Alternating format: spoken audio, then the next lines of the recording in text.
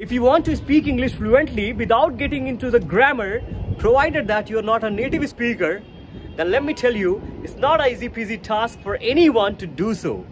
However, in this video, I'm gonna share 3 trivial tricks that will definitely make you sound like a native. Let me start this video. So welcome to the One Tech video. Why did I say it's not an easy peasy task? Well, I have seen a lot of people who are speaking English fluently without knowing the grammar. How did it happen? Well, we already know that the first trick, that to consume the content. Well, when I say this, a lot of people are just misunderstanding the terminology here. When you see, or maybe you are consuming the English content, let's take a case like you might be watching the Netflix web series. What happened? We are watching for the purpose of fun, but it doesn't work like that, because if you're taking the input, you should be very much concerned. You have to bring the output. And if you're not able to achieve that thing, I mean, you are somehow lacking in any kind of thing. So you need to figure it out. But let me tell you what kind of things worked for me so that you could adopt it right now. So while watching the content, please be active. Pop out your ears and understand the phrases. Try to understand why it has been used here, and once you would be able to figure it out, trust me, you would be able to understand, I mean, in which context I need to use this phrase and where. So if you are able to understand this, automatically it will get fit into your subconscious mind and you are gonna use while making conversation. And secondly, when you are watching, please replay the phrase or replay the video or the clip again and again, or numerous number of times. By doing so, it will automatically, you will be familiar with that phrase again and again, and it will just go in your mind very, smoothly, very easily, effortlessly, I could say. So this is the first trick that you need to understand. So this is called a learning process. Somehow you're learning, but this needs your activeness. So please be active.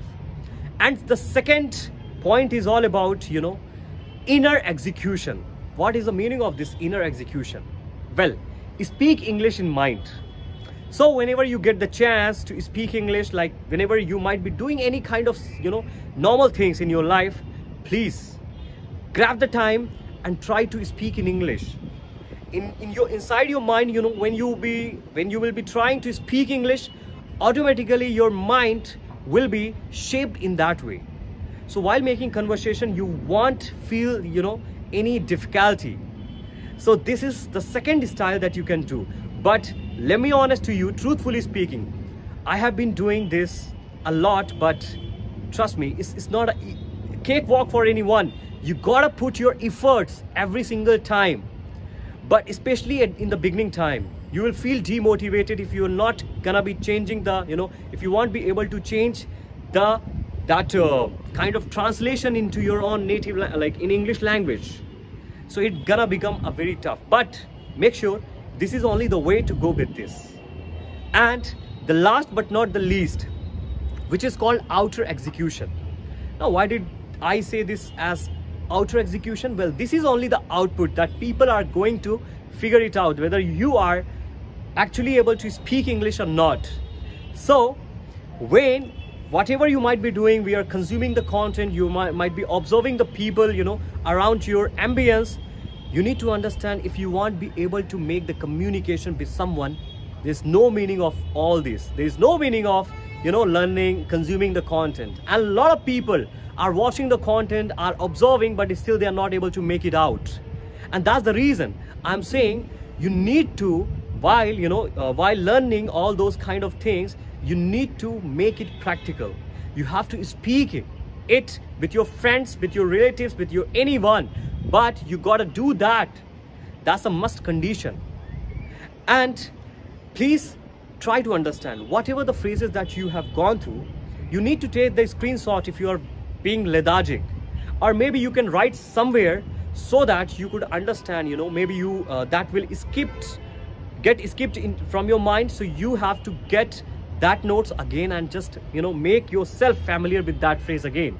And this is how your little trivial efforts will definitely yield a good and a productive outcome. And trust me, again I'm saying, if you're not a native speaker, I mean, it's not something that you're supposed to do, because you have to get into the things. But English is spoken everywhere. Anywhere we are able to hear out, the vocabs, the phrases, and these, like, the normal English are repeated every single second. So just the thing which is required to be done is to put your effort active, while being active with the things.